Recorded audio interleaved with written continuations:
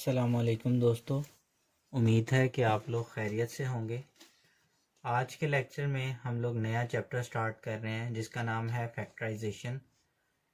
Factorisation basically mathematics का एक ऐसा चैप्टर है जो कि हमें किसी भी चीज़ को सिंप्लीफाई करके शो करता है। मतलब फैक्टराइजेशन के थ्रू हम किसी भी मैथमेटिकल इक्वेशन को सिंप्लीफाई करते हैं। ठीक है, सिंप्लीफिकेशन पर्पस के लिए यूज़ होता है।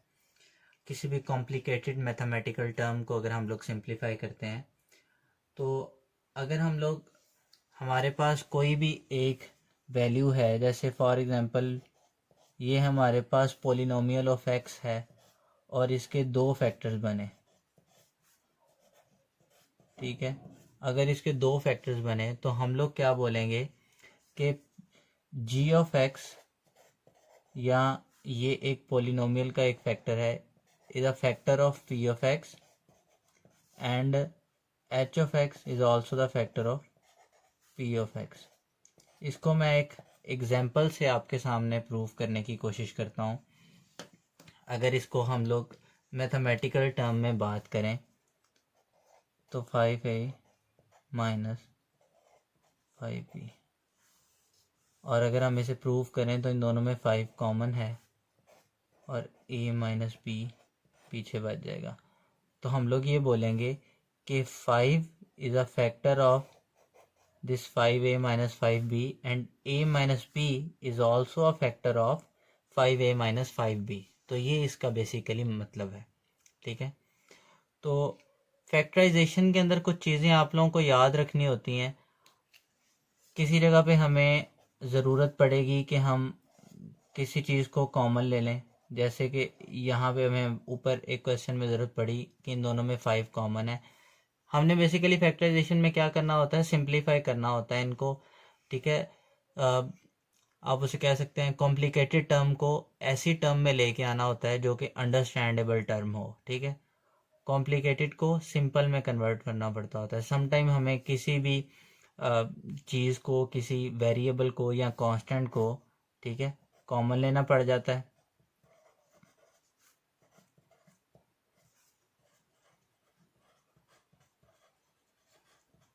अगर हम इसकी एग्जांपल पढ़ें करें कि कहाँ पे ऐसी चीज़, कहाँ पे ज़रूरत पड़ती है जहाँ पे हमें कॉमन लेने की एग्जांपल आती है, जैसे फॉर एग्जांपल यहाँ लिखा हो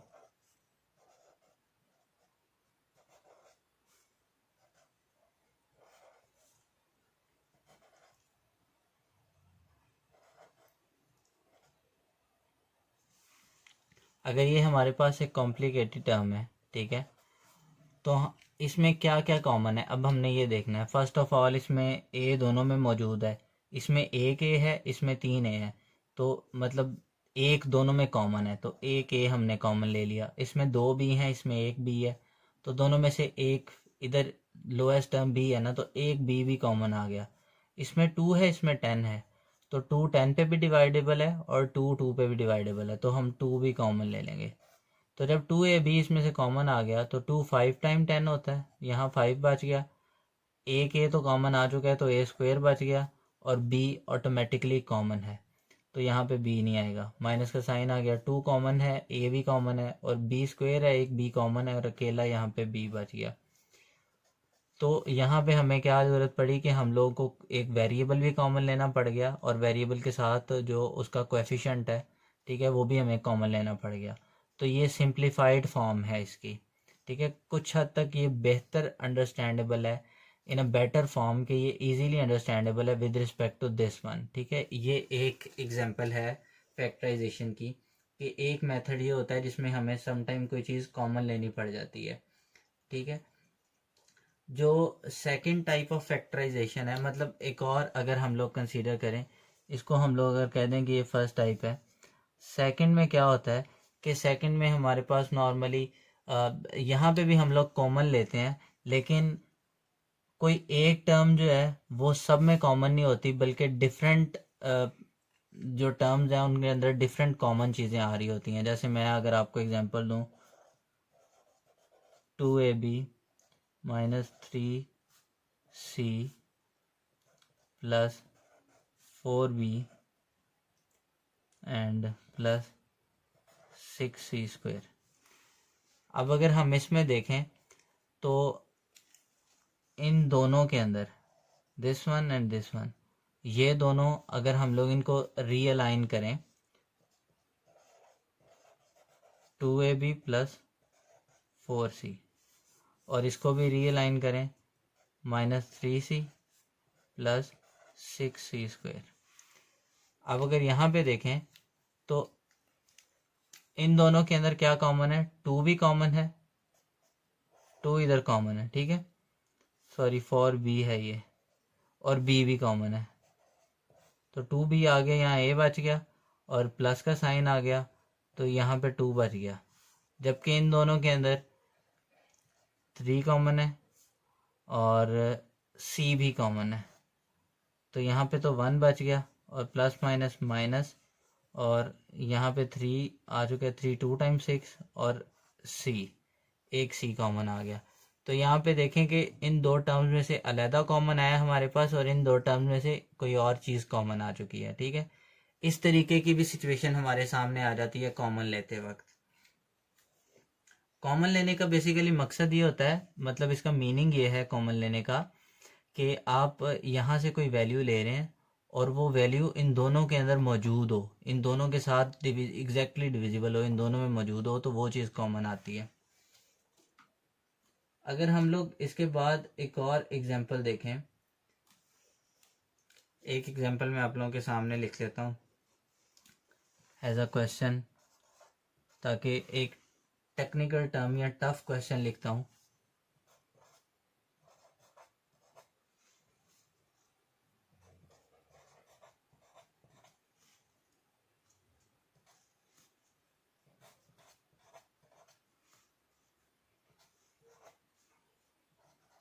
अब ये हमारे पास एक क्वेश्चन है, ये क्वेश्चन आप लोगों ने अक्सर बुक्स में भी देखा होगा।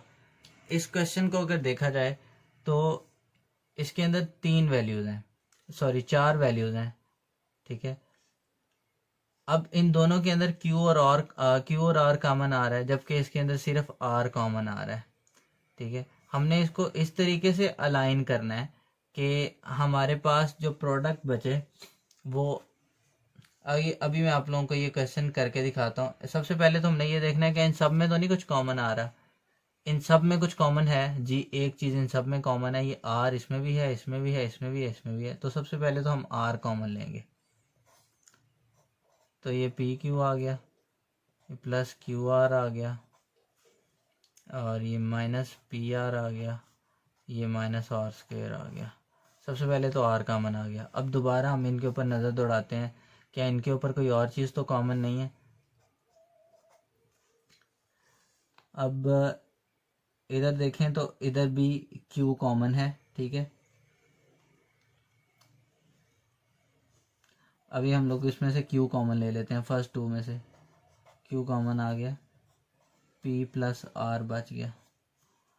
और अगर आप देखें तो माइनस भी दोनों में कॉमन है और R भी कॉमन है, तो माइनस बाहर आ गया, यहाँ प्लस बच गया, P आ गया, और ये माइनस बाहर आ चुका है तो यहाँ प्लस हो गया, ये एक R बाहर आ गया, एक R कॉमन आ गया। अब आगे देखें, इनको अगर सिंप्लीफाई करें तो ये R एज इट इज़ आ गया। एक ये पूरी की पूरी वैल्यू है, एक ये पूरी की पूरी वैल्यू है।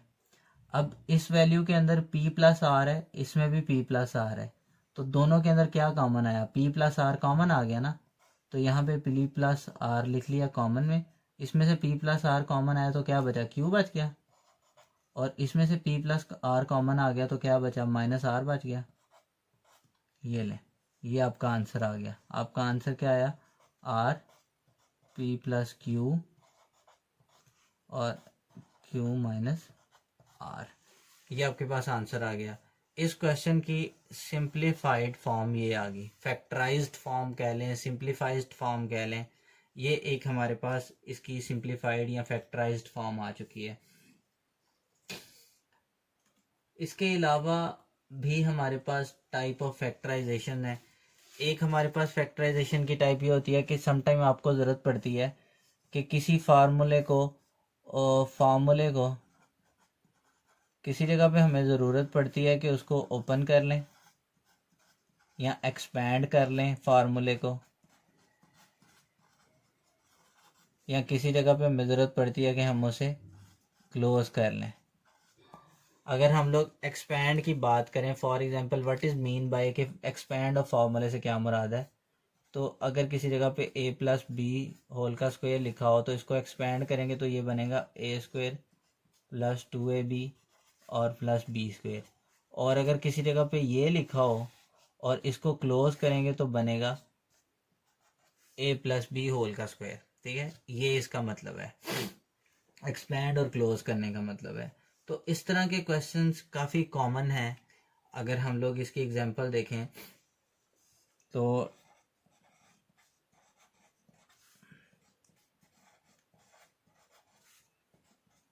ये एक हमारे पास एक क्वेश्चन है इसी फॉर्म से मिलता जुलता, फार्मूला ओपन और क्लोज करने वाला। अब ये देखें कि हमारे पास 1, 2 और 3 डिजिट हैं, एक ये और एक ये और एक ये। इनमें से हमने ये देखना है कि क्या इनमें से कोई परफेक्ट स्क्वायर तो नहीं है जी। ये अगर फर्स्ट वाला आप लोग देखें तो 25 किसका परफेक्ट स्क्वायर होता है, 5 का, और एक्स स्क्वायर किसका परफेक्ट स्क्वायर है, एक्स का। तो ये 5x स्क्वायर का परफेक्ट स्क्वायर है। जबकि ये 16 भी, 40 किसी का परफेक्ट स्क्वायर नहीं है, ना ही एक्स है। जबकि ये 16 किसका परफेक्ट स्क्वायर है, 4 का परफेक्ट स्क्वायर है। तो दो वैल्यूज़ तो हमारी सेटिस्फाई हो रही हैं कि एक ए स्क्वायर बन गया, एक बी स्क्वायर बन गया। अब हमारे पास क्या बच गया, सिर्फ 2ab बच गया ना, 2ab बच गया। 2ab में क्या बनाएंगे, यहाँ पे लिख के देख लेते हैं। 2, ये हमारे पास a है, ये b है।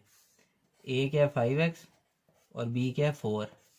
तो इन तीनों को मल्टीप्लाई करते हैं। क्या अगर ये 40x बन गए तो इसका मतलब है कि ये तो कंप्लीट फार्मूला है हमारे पास। 2 5 टाइम 10x और इसको 4 से मल्टीप्लाई करेंगे तो 4 10 टाइम 40x।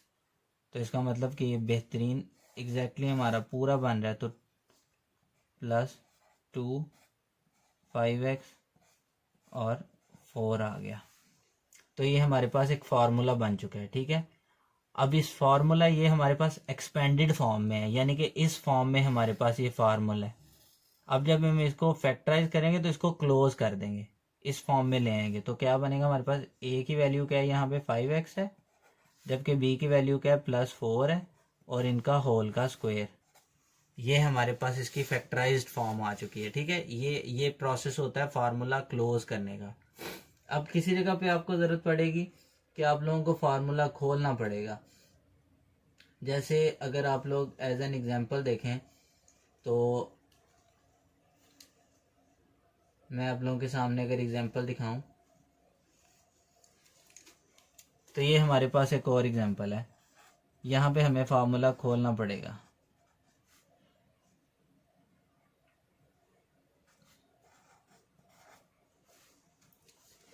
अब ये एक क्वेश्चन है, इसको अगर हम लोग सॉल्व करें तो सबसे पहले तो हमने ये देखना है कि क्या इन सब में कुछ कॉमन तो नहीं आ रहा। फर्स्ट ऑफ ऑल आपने किसी भी फैक्टराइजेशन के क्वेश्चन को देखना है, आपने देखना ही है कि इनमें कुछ चीज़ कॉमन तो नहीं है किसी भी 3 4 सारी वैल्यूज़ के अंदर। तो इन दोनों वैल्यूज़ को देखते हैं। इसमें 6 है, क्या ये 6 पे डिविजिबल है, चेक कर लेते हैं। 6 1 टाइम 6 आ गया, 3 आ गया और 6 आ गया। 6 टाइम 36 होता है, मतलब ये 6 पे डिविजिबल है। तो दोनों में 6 कॉमन आ गया फर्स्ट ऑफ ऑल। तो यहाँ पे 16 बच गया।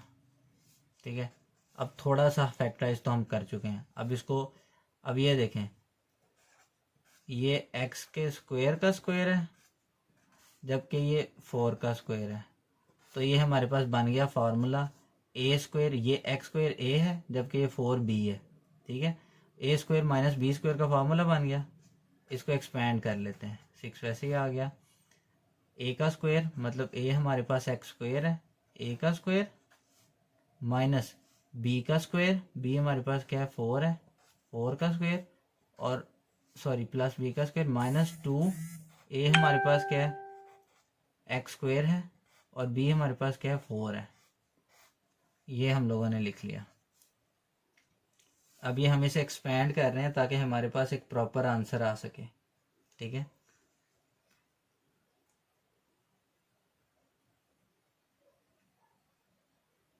यहाँ पे माइट भी पॉसिबल कि हम किसी मिस्टेक में भी जा रहे हों। ये हम लोगों ने फार्मूला जो भी खोला है, ये जो फार्मूला हम लोगों ने लिखा है, ये फार्मूला किस चीज़ का है? a माइनस बी होल के स्क्वायर का। ये मैं मिस्टेक कर गया हूँ, जबकि हमारे पास यहाँ पे जो फार्मूला बन रहा है वो बन रहा है ए स्क्वायर माइनस बी स्क्वायर का। ठीक है, तो हम इस स्टेप को रीराइट करते हैं, और ये ए का स्क्वायर है, ये माइनस बी का स्क्वायर है, तो ये फार्मूला किसका बना? A plus B X square plus 4 और a minus B X square minus 4। ठीक है, ये इस चीज़ का फार्मूला बना है। ये स्टेप हम लोग एक थोड़ा सा मिसअंडरस्टैंडिंग हो गई है, ये फार्मूला हम लोग स्किप कर गए।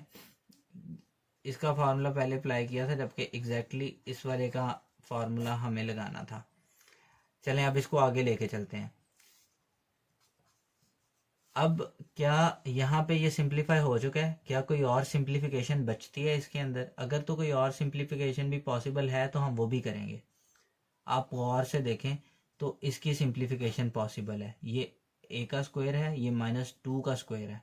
ठीक है, तो इसको मज़ीद सिंप्लीफाई करते हैं।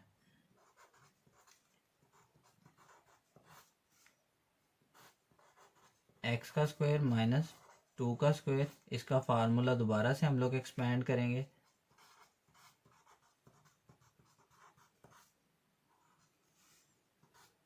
x प्लस 2 और x माइनस 2।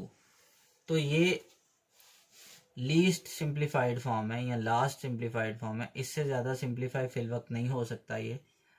अब आपने ये देखा आज के लेक्चर में कि यहाँ पे फार्मूला ओपन क्लोज भी हो सकता है, कि फैक्टराइजेशन के कुछ बेसिक रूल्स हैं। इसी तरह हम लोग अगले और 2-3 लेक्चर्स में फैक्टराइजेशन के कुछ और रूल्स को फॉलो करेंगे और देखेंगे कि क्या किसी और तरीके से फैक्टराइजेशन पॉसिबल है। तो उम्मीद है कि आज का लेक्चर आप लोगों को पसंद आया होगा। अगर कोई क्यूरी हो तो आप लोग कमेंट सेक्शन में ज़रूर पूछिएगा। अल्लाह हाफिज़ नासिर।